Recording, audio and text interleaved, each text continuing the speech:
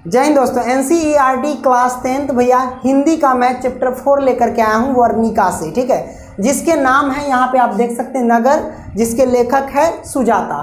तो इस कहानी को बड़े ही मैं शानदार तरीके से बताने वाला हूँ, तो शुरू से लेकर के लास्ट तक देख लेना, बहुत ही मजा आने वाला है, ठीक है। तो सबसे पहले हम लेखक परिचय के बारे में जान लेते हैं। जैसा कि आप देख सकते हैं यहाँ पे लेखक है, जिनके लेखक है सुजाता, है ना, यानी नगर जो पार्ट है इनके लेखक कौन है, सुजाता। और सुजाता का याद रखना, ऑब्जेक्टिव क्वेश्चन एक क्लियर हो गया, यानी सुजाता पार्ट के लेखक कौन, नगर पार्ट के लेखक कौन है, तो वह है सुजाता।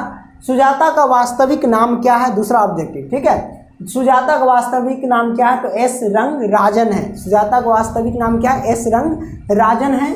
और इनका जो जन्म हुआ था वो 3 मई ईस्वी में चेन्नई तमिलनाडु में हुआ था, ठीक है ना, यानी तमिलनाडु की राजधानी चेन्नई है, ठीक है। तो 3 मई 1935 ईस्वी में क्या हुआ था, उनका जन्म हुआ था सुजाता का। इनके अनुवादक कौन है भैया, ये जो भाषा, ये जो लिखा गया है तमिल भाषा में लिखा गया है। किस भाषा में, तमिल भाषा में लिखा गया है। तो इसको अनुवाद कोई ना कोई किया होगा, क्योंकि हम हिंदी में पढ़ रहे हैं। तो इसके जो अनुवादक है भैया वो है के.ए. जमुना। कौन है भैया, के.ए. जमुना। और किस भाषा में लिखा गया, तमिल भाषा में। तो इसको याद करने का ट्रिक कि नगर में क्या है, सुजाता नाम की कोई लड़की है और वो बड़ा तमीज़ से बात करती है। क्या बात करती है, बड़ा तमीज़ से बात करती है। तमीज़ को रिलेट करो तमिल से, और नगर में सुजाता नाम की लड़की है, मतलब सुजाता है ना। तो सुजाता क्या तमीज़ से बात करती है, यानी तमिल भाषा। ओके, तो आपने ये समझ लिया इनका जो जन्म है 3 मई 1935 ईस्वी में। ओके, तो आपने लेखक परिचय के बारे में समझ लिया। अब बात आती है भैया ये कहानी।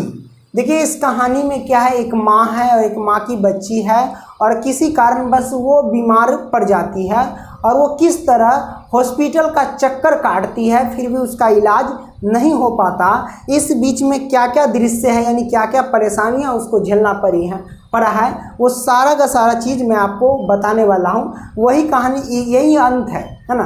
यानी एक माँ है, माँ की बच्ची बीमार हो जाती है और वो हॉस्पिटल का किस तरह से चक्कर काटती है, और उस बीच में क्या क्या होता है, यहीं पर क्या होता है, ये कहानी समाप्त हो जाता है।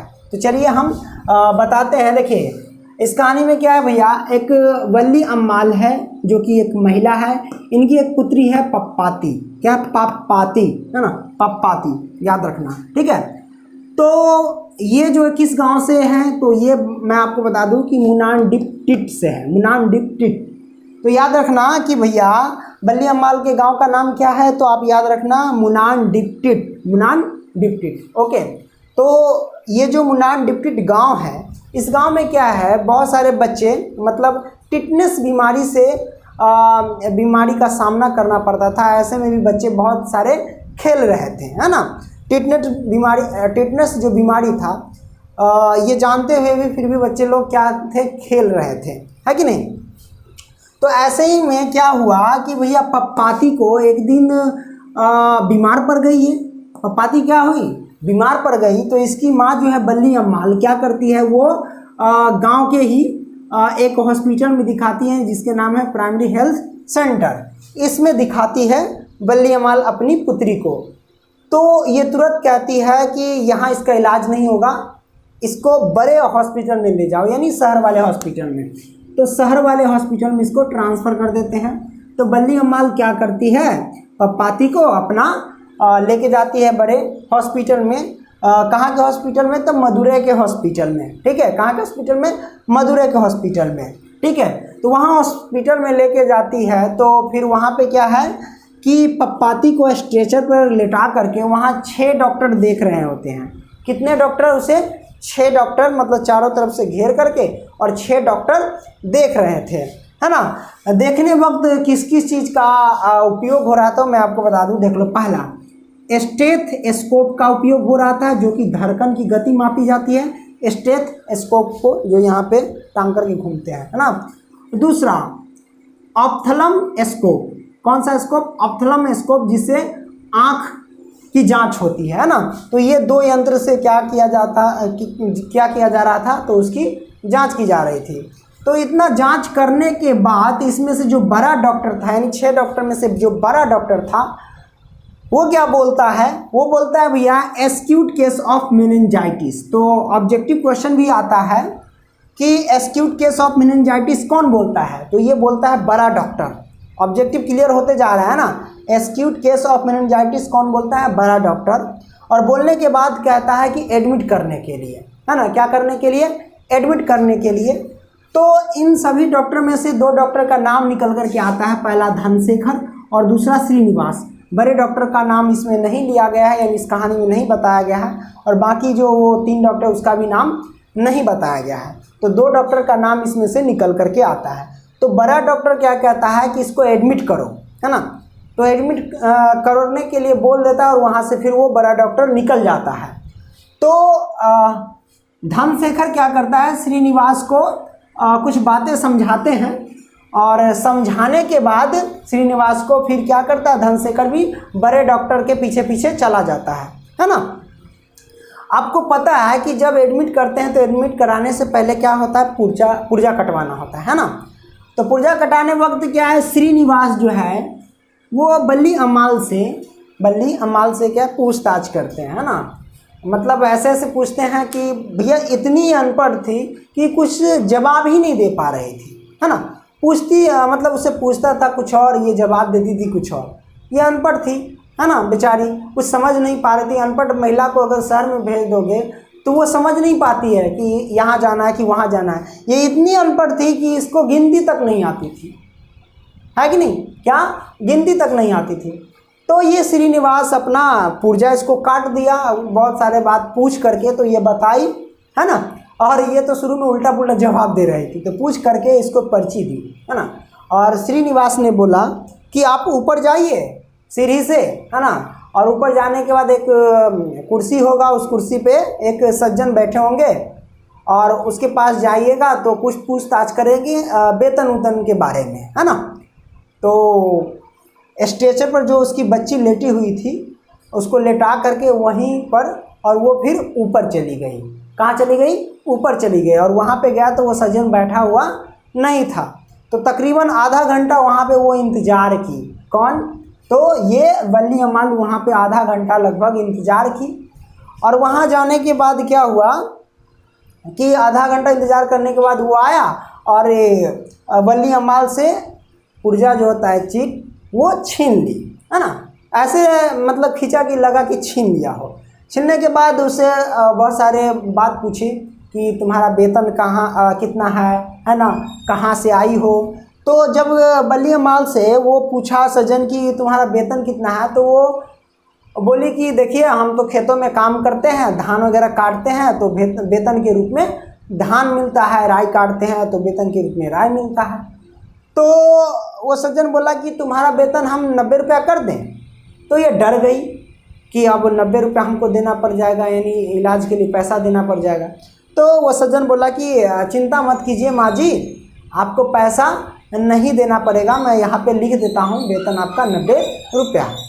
तो लिख दिया उसने, है ना। और उसको बोला और दाएं मुड़ जाइएगा, ठीक है, यहाँ से कुछ दूर सामने जाइए और दाएं मुड़ जाइएगा, और वहाँ आगे जाने के बाद 48 नंबर कमरा मिलेगा, उसमें जाइए। तो वो तो नहीं जा पाई क्योंकि उसको पता ही नहीं थी, है ना, अनपढ़ थी। तो 48 नंबर कमरा वो ढूंढ नहीं पाई। इधर उधर भटकते भटकते वो रोने लगी। जब क्या हुआ कि इधर उधर घूम रही थी, उसे नहीं मिल रहा था, तो कहीं पे पर्ची जमा हो रहा था, है ना, वहाँ पे, क्योंकि रूम भी वहाँ सब एक जैसे थे। तो क्या हो रहा था, पर्ची जमा हो रहा था। क्या हो रहा था, जमा हो रहा था। तो वो भी क्या कि बल्ली अमाल वो जा करके वो पर्ची उसी लाइन में दे दी। तो ऐसे जब दे दी तो सबका नाम बोला जा रहा था, ये कुमार, वो कुमार, फन्ना कुमार, चीना कुमार। तो सपोज मानो कि एक समय ऐसा हुआ कि पप्पाती कुमारी बोल दिया। तो देखा तो उसी समय पुर्जा फेंक दिया, क्या कि तुम यहाँ क्यों लेकर के आए हो, हाँ, 48 नंबर कहाँ जाओ, 48 नंबर रूम में जाओ, यानी 48 नंबर कमरा में जाओ। तो वो बोली माँ जी जो है, यानी बल्ली अमाल बोली कि हमको तो पता ही नहीं है ना। वो बोली कि हमको पता नहीं है। तो एक वो जो ले रहा था चीट और नाम बोल रहा था, वो क्या किया, एक आदमी को बुलाया जिसका नाम है, यहीं पे लिखा होगा, ध्यान नहीं आ रहा है ना। तो उसका जो नाम है भैया क्या बोलते हैं, हाँ याद आया, अमल राज। तो वो डॉक्टर बोला कि अमल राज के पीछे पीछे तुम चले जाओ और उसको बोला कि इसको 48 नंबर का कमरा दिखा दो, है ना। तो वो बेचारी बल्ली अम्माल जो है उसके पीछे पीछे दौड़ कर जा रही थी, है ना, दौड़ते हुए गई। तो वहाँ जाने के बाद क्या हुआ कि वो जो चीट लेके गई यानी पुर्जा लेके गई, तो वहाँ जो 48 नंबर में गया तो वहाँ बोला कि कमरा फुल है। क्या बोला कि कमरा फुल है, तुम ना सुबह 7:30 पे आना। यानी बल्ली अम्माल को कब बुलाया गया? 7:30, बोले तो 7:30 बजे उसे बुलाया गया। तो बुलाया गया तो ठीक है, वहाँ से वो निकल गई। तो वो अपने जो बच्ची को यानी पप्पाती को स्टेचर पर जो लेटा करके आई थी वो इधर उधर ढूंढने लगी, क्योंकि कैमरा सब एक जैसे है, उधर भटक गई, उसको मिल नहीं रहा था और वो रोने लगी।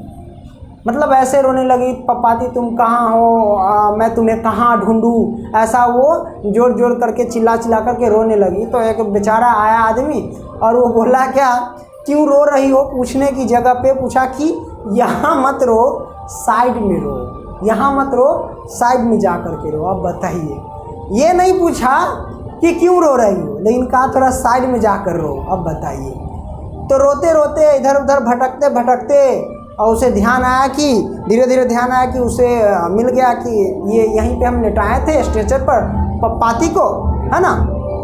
गाना बज रहा है, ध्यान में दो। तो पप्पाती को क्या किया, लेटा के आए थे।